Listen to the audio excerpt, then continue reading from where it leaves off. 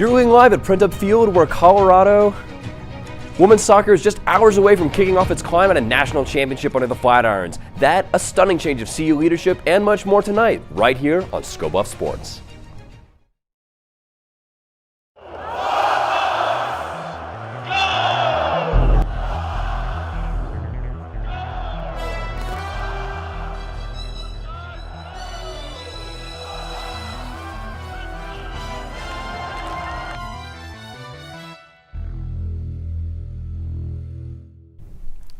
Hello everybody and welcome back to this week's episode of Sbs Sports Live. I'm Zachary Giesenslaw. I'm Gia Henriken. And we're looking forward to a wonderful show for you guys today. It is a football bye week, but that doesn't mean we have any less to tell you about this week, so let's get right into it. There will be a new athletic director at Colorado next fall. AD Rick George is stepping down from the position after nearly 13 years overseeing the Buffaloes. He announced Thursday he leaves a complicated legacy from one of the most eventful periods in CU athletics history. Lincoln Roach has more. Professor Jared Byheer-Brausch came to CU a month after a new athletic director was named. My first year as a grad student here, I was tutoring student athletes, and we were doing it in a trailer. In the 13 years since, under the leadership of AD Rick George, CU athletics has experienced major changes. At the end of the school year, George will step down as AD and transition to an advisory role. While his tenure has had eye-catching highs and serious lows, Byheer-Brausch believes his biggest contributions haven't been in the wins and loss columns. Noticing and recognizing the full human that is the student athlete is really kind of where Rick George has made his legacy. In his first 3 years, George spearheaded two major additions to the department's facilities: the indoor practice facility and the university's Champion Center. George raised over $100 million for the Champion Center project, the largest fundraising campaign in department history. For his work, CU's Student Athlete Advisory Committee has recognized him as a Staff Member of the Year 3 times. George was also named Athletic Director of the Year by the National Association of Collegiate Directors of Athletics in 2024. But in 2017, George was disciplined by the university for his handling of allegations of domestic violence against a CU football assistant coach. An internal investigation found that George failed to immediately notify the university's Title IX coordinator of violation of the federal civil rights law. While Byheer-Brausch thinks it shouldn't affect George's overall legacy, he still thinks it's important to talk about. Because I think whenever we're talking about legacies, we need to look at the totality of it. But George might be most famous for his hirings and firings of CU football coaches. He racked up $16 million in buyouts after firing Mike McIntyre and Carl Durrell before bringing on the university's most famous employee. Let me introduce our 28th coach in Colorado history, Coach Prime.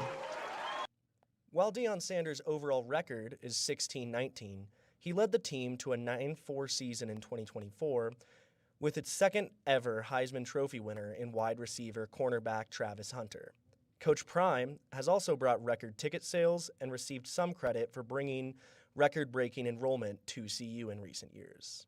Looking at the economics, and is it better to have, let's say, a 500 team that's bringing in hundreds of millions of dollars for the region and tens of millions of dollars for the school, or is it better to have someone who may be 8-4, 9-3, and is not bringing in that money? University leadership praised George's time at CU Thursday. President Todd Salomon said, "Rick's decision to step back from his role as CU Boulder athletic director is a loss for us. The search for his successor will be announced at a later date." For Sbs Sports, I'm Lincoln Roach. The women's soccer team is gearing up for the NCAA tournament. Jake Chow and Aramis Loma are here to tell you more. Welcome into Folsom Feud. My name's Jake. I'm joining here with Aramis. And today, the first round of the NCAA women's soccer tournament is tonight. Aramis, what can we expect from the Buffs? We can expect a lot of goal scoring. They have 3 amazing nines: Emerson Lane, Jace Hawley, and Hope Leyva. We can expect a lot of scoring from both sides. Utah Valley have the nation's top goal scorer, and this was a really bad draw for CU. Yeah, it definitely is a tough draw for the Buffs. They are facing the number 3 offense in the nation with the Wolverines, and they're led by Faith Weber, who leads, as you mentioned, the nation in goal tallies. But it's not just Faith Weber. Ruby Haldeck is actually the WAC Conference Offensive Player of the Year, and she doesn't even lead the nation in goals. I mean, that's pretty incredible, Aramis. No, she had 27 goal contributions, and I think the combination of a 10 like Ruby and a 9 like Faith Weber is an amazing combination to have on the pitch. I don't think CU have faced a combination like that, and it's going to be a big test for that defense. Definitely, and of course, Jordanitis breaking CU's career shutout record earlier this year. Do you think that the offense of Utah Valley can break through? I think if CU are able to pull it out today, there's going to be a clean sheet from Nidus. That defense played very well in the Big 12 tournament. Faith Leba was on that all-tournament team. Kaylee Swearinga had an amazing season as well. So I feel like if the Buffs pull it out, there's going to be a clean sheet from them.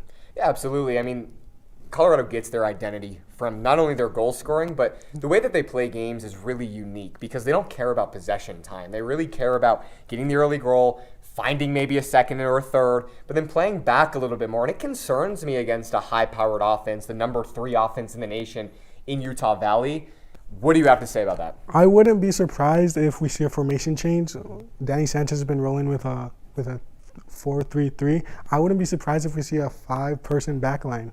You know, this attack is very dangerous, and CU have 2 amazing 9s they can deal with. Emerson can go back to the midfield, and I feel like we'll be seeing a lot of 5 people in the backline tonight.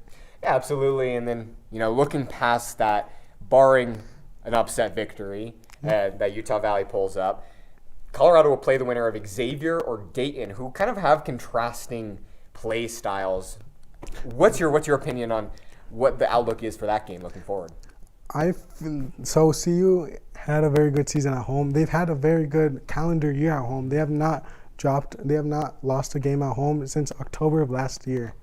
14 games unbeaten at home. I feel like if the Buffs have any home game the Buffs have in this tournament, they're going to be able to take care of business. Yeah, I know. The Buffs love being at Prentub Field, and I think that'll show because whether or not Dayton pulls the upset over number 6 Xavier, Colorado, if they win, will be at Prentub Field, which is where they're very comfortable. But it only gets harder because if Xavier does win that game, they actually have the number 2 offense in the nation. And Dayton, who, again, as mentioned, contrasting play styles, they have a goalkeeper who leads the nation in shutouts. So it's very interesting to see how that game will play out. But I think Colorado right now is going to try to focus on getting through Utah Valley. And then if they're able to get to the 3rd round, and assuming MSU is able to get through their first 2 rounds as well, it's going to be a rematch of the first week.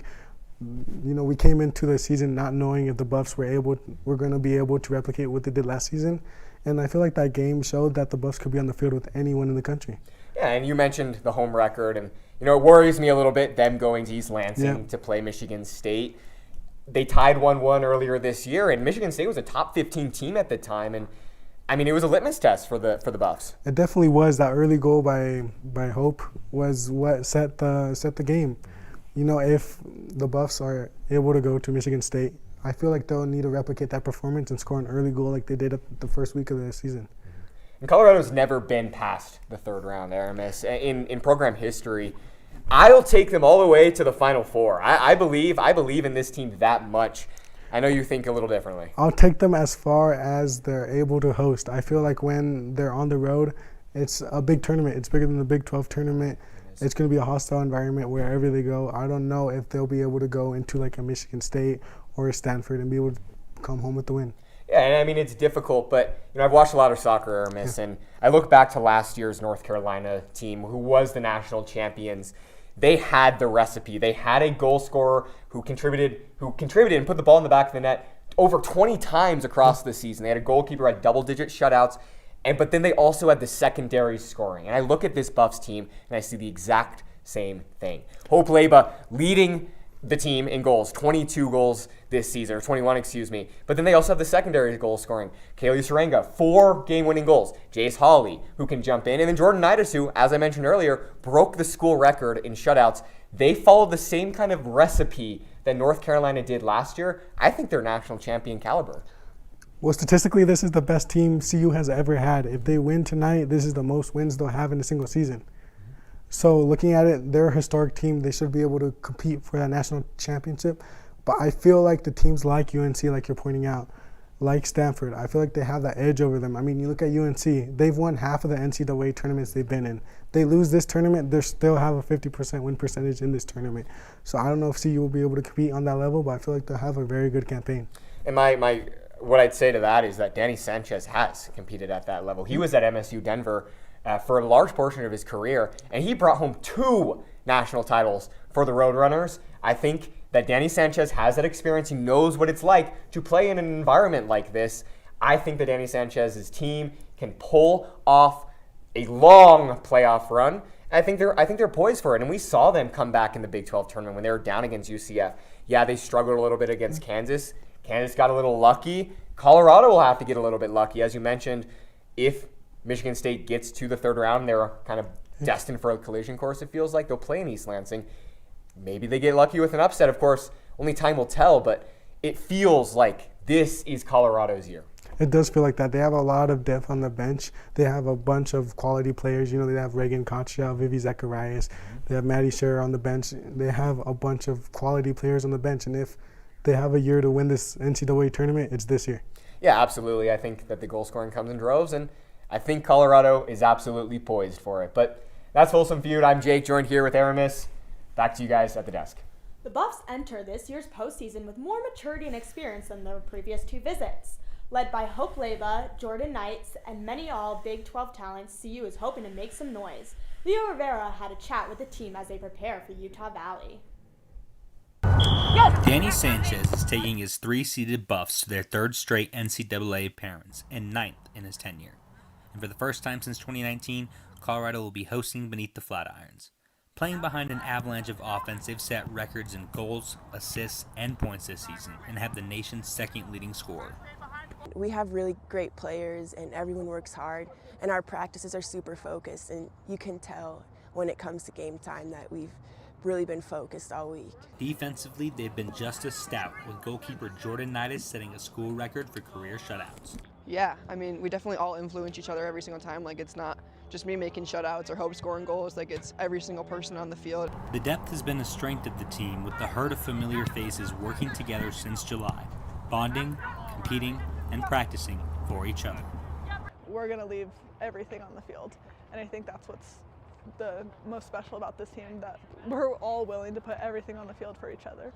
It'll be under these lights Friday night that the Colorado Buffaloes will take the field, kickstarting the tournament off against Utah Valley. Learning from their mistakes in the Big 12 tournament, Colorado won't be taking their next opponent lightly. You know, we've been doing this a long time, had a lot of opportunities to be in NCAA tournaments, and it really is the fine margins once you get to this point. Win and you advance, lose and your season's over. Everyone's just super excited that we have another opportunity to show everybody who we are, and I think we all have kind of said to ourselves we're in a position where we can actually make such a deep tournament run and actually win something huge. The dream starts 7 p.m. at Prentup Field. Leo Rivera, Sco Buff Sport. Colorado survived a match against Eastern Washington in overtime on Saturday, winning 102-97, bringing them to a 2-0 record. The Buffs hit 11 three-pointers, but were forced to overtime with a three-pointer made by Isaiah Mosses, who led the Eagles with 30 points. Sebastian Rankic led with a career-high 24 points, while Isaiah Johnson added 17 points off the bench. Despite running into foul trouble, resulting in Felix Casares fouling out, the Buffs forced 8 turnovers in the second, leading to 11 points. Colorado prevailed in overtime thanks to a big 3 by Johnson and steady free throw shooting throughout the game. Tonight, they travel to face Providence at 7 p.m. Colorado men's basketball looks to move to 3-1 Friday night as the Buffs host Providence at the CU Event Center. The Buffs are coming off a 102-97 overtime win over Eastern Washington, led by sophomore Sebastian Rankic's career-high 24 points. Freshman Isaiah Johnson also looks to stay hot following his strong performances to open the season. Providence enters at 2-1 and has been explosive offensively, averaging nearly 100 points per game with 6 players in double figures. It's the first ever meeting between these two programs. Tip-off is set for 7 o'clock. The men's basketball team will host the Alabama State Hornets on Monday night. The Hornets' lone win of the season came against the University of Alabama at Birmingham by a margin of just 3 points. Senior Asden Anderson leads the team in points, assists, and steals per game, and the buff that guards him is in for a tough matchup. The Hornets have played a rather large rotation with 10 different players, averaging double-digit minutes this season. Tip-off is set for 7 p.m., streaming on ESPN+. Find out more about the outcome of the game on on the recap on our website. Women's hoops went to Kentucky Wednesday seeking an upset win against the number 22 ranked Louisville Cardinals. The Buffs lead by 3 entering the fourth, but went almost 9 minutes without a bucket. This allowed the Cardinals to pull away in the game's final moments, winning 74-68. Cardinals guard Skylar Jones chirped for the 21 points in the matchup. Head coach J.R. Payne's new faces balled out as Ziona Walker scored 19 with OIL Dutot. Notching a double-double after the loss, Payne said the loss showed lots of things to build on in the early season as they fell to 1-1 on the year. J.R. Payne's squad is heading back to Boulder to face the Portland State Vikings. The Vikings compete in the Big Sky Conference and are coming off a victory against the Division III squad. Vikings guard Kylie Brown leads the team with 18 points per game, which is good for 5th in the Big Sky Conference. It will only be the second time that these programs have met, with the Vikings taking an 85-53 win all the way back in 1982. This begins a 2 home game stand for the Buffaloes before they head to Hawaii over Thanksgiving. The second game of women's basketball's homestand features a matchup against the Boise State Broncos. The Broncos were picked to finish 4th in the Mountain West. Last season, J.R. Payne's squad took their first loss of the season in Idaho, 50-47. The Broncos are undefeated on the season with wins against San Francisco and Eastern Oregon and take on UC Davis today. It was a slobber knocker in last year's matchup as each team shot nearly 30% from the field. Tip-off on Tuesday is set for 7 p.m. Mountain Time. And that brings us to this week's trivia question. Following an amazing regular season for the Buffs soccer team, CU was awarded the 3rd seed for their quadrant in the NCAA tournament and will host their first round game against Utah Valley. We are asking you, when was the last time the soccer team hosted a game in the NCAA tournament? Stick around for the answer later in the show.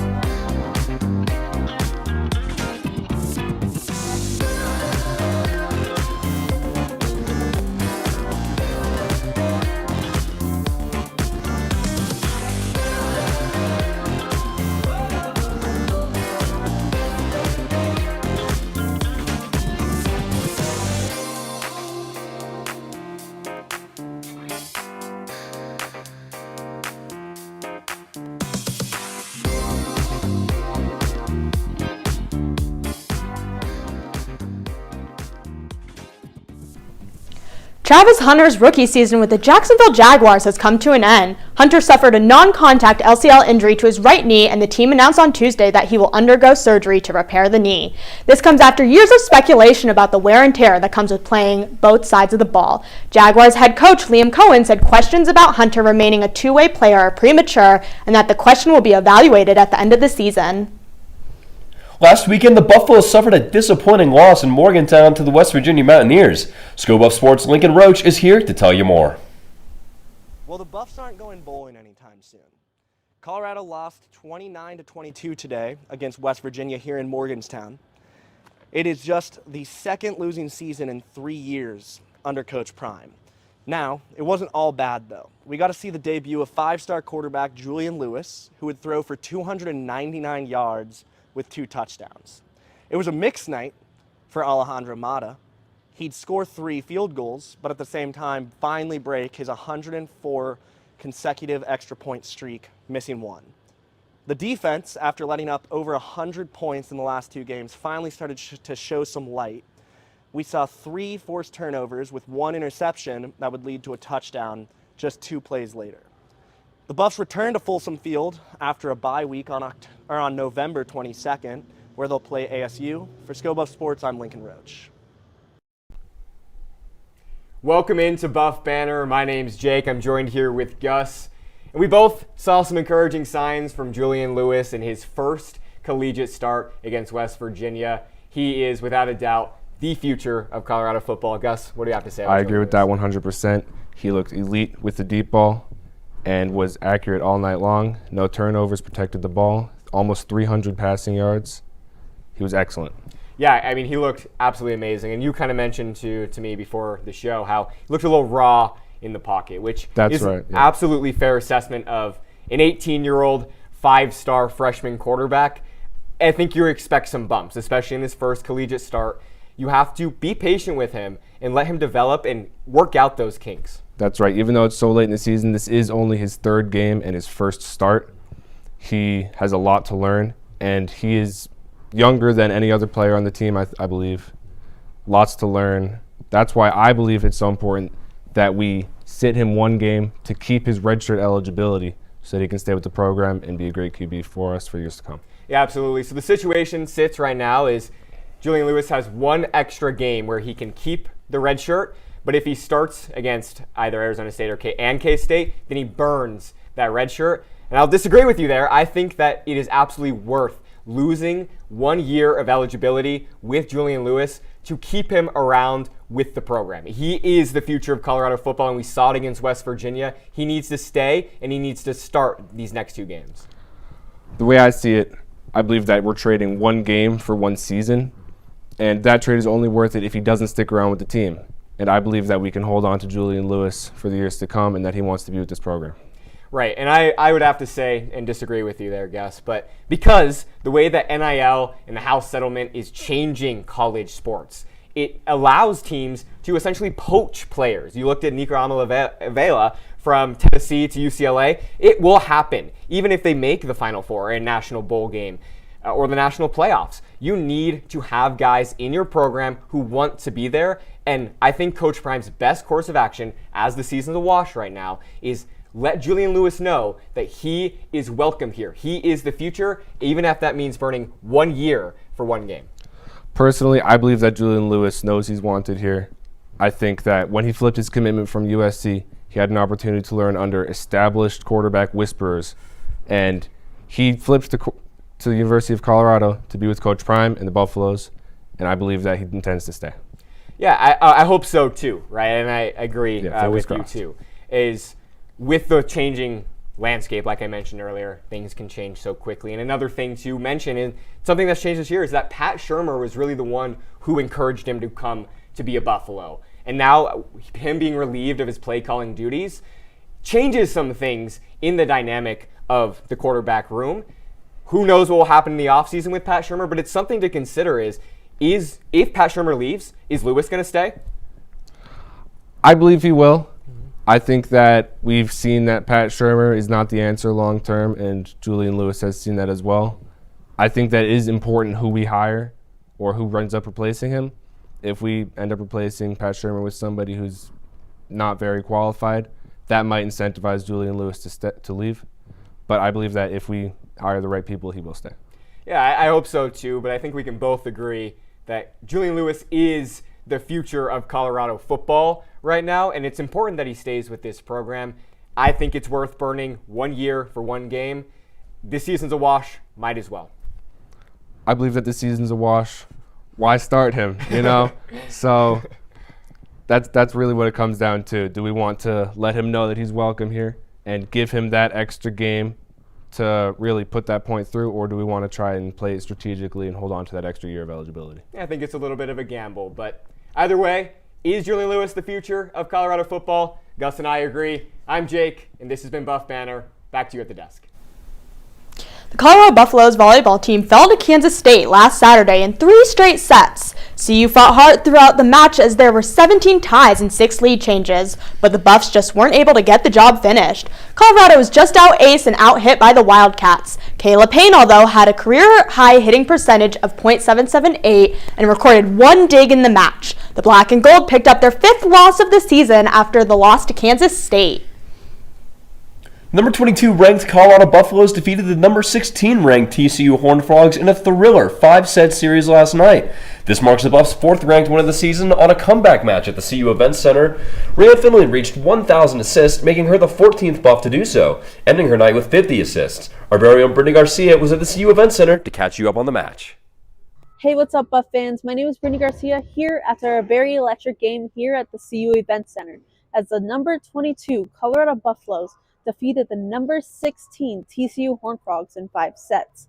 The first set was all Roman Buffaloes as they took that set 25-21 as Anna Berlovich had 4 kills in just that 1 set alone.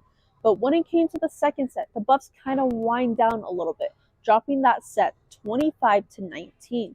TCU took the next 2 sets but the Buffs bounced right back in set 4 with a score of 27-29. It was kill after aces, and playing smart was the key to success to that dub in that set. The last and final set was the most electric one of them all.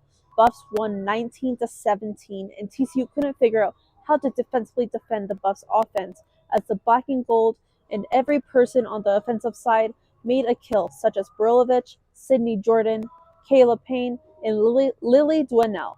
And the Buffs will gain their 21st win of the season and will face off the number 8 ranked team in the country, Arizona State, on Saturday at 1 p.m. at the CU Event Center. And the game will be streamed on ESPN+. I'm Brittany Garcia, and you're watching Sbs Live Sports. Tomorrow marks the second top 25 matchup for the Buffaloes against number 8 ranked Arizona State. The two teams met earlier this season where the Sun Devils beat the Buffs in 4 sets. Although the Black and Gold are 10-4 record at home over the Sun Devils, but to gain the win, the Buffaloes have to have 0 errors in the match, and gaining points off aces and kills are the Buffs' best friend. As last match with ASU, kills from Kayla Payne and Burilovich is what halted their momentum. The game will be at 1 p.m. Mountain Time on Saturday and will be streamed on ESPN+. The Black and Gold are set to take first serve against West Virginia on Wednesday in Morgantown. This will be the third meeting between the two teams, but the last 2 games have been rather split. The Buffs won the last match between the two in 5 sets. Burilovich and Payne still look to dominate in the kill category, as they both had over 10 in the last matchup. The Buffs look to take the win back to Boulder on Wednesday, which will take off at 4 p.m. Mountain Time and will be streamed on ESPN+. Welcome to Folsom Feud. I'm your host, Colby, here with 3 contestants today, Lincoln, Balin, and Kieran. Lincoln, start us off. I'll take game day etiquette for 200. All right. This is the best way to show respect during the CU fight song. What is standing, singing loud, and raising your hand in the hook 'em horn sign? Not what we're looking for. Balin, you have an answer? What is stand up, sing loud, and do the Ralphie horns? Correct. Balin, the board is yours. Give me tailgate traditions for 400. All right, here's the answer. The must-have item to wear on game day to show your Buff pride. Kieran? What is black and gold? That's correct. Nothing says school spirit like those 2 colors. Choose the next one. Let's do fan etiquette for 600. Fan etiquette. The proper response when you hear someone yell, "Go Buffs." What is Skull Buffs? Skull Buffs is right. Looks like we've got some true Buffs fans here. But thank you all for tuning in. Thank you to our contestants, and see you next time.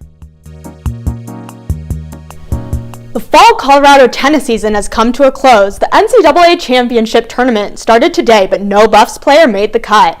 The team now has the whole of the winter to develop their 3 freshman players and iron out their doubles pairings before the spring season ramps up in 2026. The cross-country season is in its home stretch as the Colorado team competed today in the NCAA Mountain Regional Championship. The top 2 teams from regionals automatically qualify for NCAA championships. For teams outside of the top 2, regionals is still a great opportunity to put up a solid performance and make a push to be selected for an at-large bid into the championship. The women's team placed 4th today, but that put themselves in a position to likely be selected for an at-large bid. The men's team also placed 4th, but thanks to a strong season, are expected to be invited to the NCAA championship, set to take place on the 22nd. Number 18, women's hockey returns from a tough road trip to Michigan where they took 1 of 3 games. The Buffs split the series against the Grand Valley State University Lakers and lost the 1 game they played against the number 17 Michigan State Spartans. Leading goal scorer Mia Fischelli will look to get the Buffs back in the win column in a 2-game series against the Grand Canyon University Antelopes this weekend. Friday's game is at 5 p.m. and Saturday's game is at 11 a.m. Both games will be at the CU Rec Center and stream live right here on the Sbs Buffs YouTube. Hockey's busy weekend at home continues, but the men's D1 team is set to take on Missouri State Friday and Saturday at the CU Rec Center. The Ice Bears sit at number 4 in the WCHL, 2 spots behind the Buffs. D2 returns to the Rec Center this Saturday for the Rocky Mountain face-off against in-state rival Colorado State. The Black and Gold are carrying some momentum, coming off of a 4-1 victory over the Rams this past Sunday in Fort Collins. Finally, the weekend will close on Sunday with an 11 a.m. matchup against the DU Pioneers. You can catch all the action live right here on Sbs Buff Sports. Colorado men's ultimate has been a national powerhouse for over 3 decades, and with a new season underway, the expectations around Mama Bird are as high as ever. Sophia Scaturo takes us inside the program's legacy and the intensity that keeps Colorado competing for championships. In Boulder, you can hear Mama Bird before you see them. The wind, the cuts, and the disc whipping through the air. This is Colorado Men's Ultimate, a program that's been defining the sport since 1992. They're 2-time national champions in 2004 and 2014, and they consistently sit inside the top 10 nationally, year after year. Colorado has always been like a high effort, extremely fit, extremely athletic team, and that's been true for like 30 years. And what surprises most people is that this isn't a varsity team. Ultimate's a club sport, meaning anyone can play, but beware, because they train with D1 intensity. Their practices are no joke. Long, high-competition sessions packed with reps, scrimmages, and constant movement to keep their systems sharp. Everybody just like leaves it all out on the field, and at the end of practice, like nobody has any more energy to give. A lot of these athletes started in other sports, but found something different here, a community that kept them coming back. All my good friends play frisbee now, and it's just become kind of my family. So I think that's like why I've continued to play it for so long. And that family feel runs deep. Generations of former players left behind a standard of grit and intention that today's teams still follow. They always talked about like grit and intention through like workouts and how you carry yourself at practice. So I think that's something that's like stayed through to this team. Their coach has seen the power of that standard firsthand, even before he wore black and gold. I played at North Carolina and actually lost in the national championship game to CU Boulder in 2014, so I got to see some of their legacy from the other side. In Ultimate, everything happens in a split second. A read, a cut, a throw to empty space, and trusting your teammate will arrive exactly on time. Like you're just pretty dialed in and focused. Like that's the only thing on your mind, really, is like how do I make the play? And as a new season begins, Mama Bird is taking that trust, that culture, and that tradition into another title hunt, proving why they've been a national power for more than 3 decades. So we got work to do no matter what. Bird on 2, 1, 2, bang! I'm Sophia Scaturo, ScoBuff Sports. Hey Buff fans, I'm Kieran Walker bringing you this week's top 6 plays in Colorado sports. It was a busy weekend as winter sports are starting to wind up again here in Boulder, so let's dive right in with our number 6 pick this week. We go to hockey at the CU Rec Center as they take on the UCO Broncos. Ladies and gentlemen, we've got a rare penalty shot, short-handed. Jeremy Nash going up the middle, takes a shot right between the legs, and that puck is in. Buffs get their first lead of the weekend over the Broncos after returning from a month-long road trip. What a play! Short-handed penalty shot. Now we're in Morgantown, West Virginia. Juju Lewis rifling it towards the end zone, and it's caught by Omarion Miller. The dynamic duo has been formed, Miller and Lewis in Morgantown. What a play. Number 4, we go back to hockey. Now it's taken by David Hofteaser in the offensive zone. He loses possession, nearly a turnover, and Marcin Kevichus gloves it out of the air and scores! What a play by the junior from Lithuania. Gives the Buffs a 1-goal lead towards the end of that first period in Game 2. What a play. Number 3, we stay at hockey. This time it's Jeffrey Redmond for UCO going up down into the slot, skates out to the left side, takes a shot, and a Herculean save by goaltender Matthew Server. What a play by the senior, making his presence known on that team. Put that on Sports Center Top 10. We go to number 2 now. We go to Montana State at the CU Event Center. Alley-oop from Barrington Hargress and a slam by Bangot Dak. 2 7-footers going at it. That was Waka Mbach with the coverage, but Dak with a slam. If those two go at it in the NBA, that league is doomed.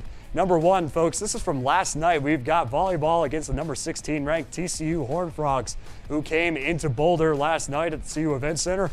Colorado has tied the game, and this is match point Colorado's tied 2-2, 18-17, a 1-point lead in set number 5. TCU is trying to keep it alive, but Colorado keeps it as well. TCU trying to end this game, and a kill by Lily Dwinell ends it for the Buffs, who just upset the number 16 team in the country, 19-17 to end set 5. That's going to do it for this week's Plays of the Week here on Skill Buff Sports. I'm Kieran Walger, wishing you a wonderful weekend. Here we see Xavier McNevitz working on his reader for the live show. If we didn't have these readers done by Thursday night, chances are we would not be airing this show right now. Be like Xavier. Get your readers done. And don't forget to click save so that you don't lose any of your hard-earned work. Hey Buffs, welcome back. I'm Jackie Rivera and I'm bringing you this week's Rapid Fire. This week is going to be a busy one on ESPN and at the CU Event Center. Let's start with tonight. Men's basketball is playing against Providence at the CU Event Center at 7 p.m. Moving along, at the same time, the women's soccer team will be taking on Utah Valley at Prentup Field. The volleyball team will be taking on Arizona State at the CU Event Center on Saturday at 1 p.m. And to close out the weekend, we have women's basketball going on at Sunday at 1 p.m. against Portland State in the CU Event Center. Lots going on this weekend before fall break. If you can't make it to these games in person, they will all be streaming on ESPN. Back to you guys at the desk. And now it's finally time to reveal the answer to this week's trivia question. Earlier in the show, we asked you, when was the last time the CU soccer team hosted a game in the NCAA tournament? And the answer is, drumroll please, 2019. In the opening round of that year's tournament, the Buffs steamrolled the UNC Bears on the path to a 6-0 victory. It's time now for this week's Tweet of the Week. In Morgantown last week, the Buffalo's equipment truck ran into some troubles, which leads us to our Tweet of the Week. The Mountaineers did some trolling of the Buffalo's vehicular struggles on their Jumbotron. Every time Colorado suffered a penalty, West Virginia showed a picture of the Buffalo's truck with some sound effects to go with it. The Buffalo's truck may have had trouble in Morgantown, but the team had even more trouble getting out of their own way on the field. That's going to be all that we have for you this week. We hope you all have a wonderful and safe weekend. And remember, you heard it here first.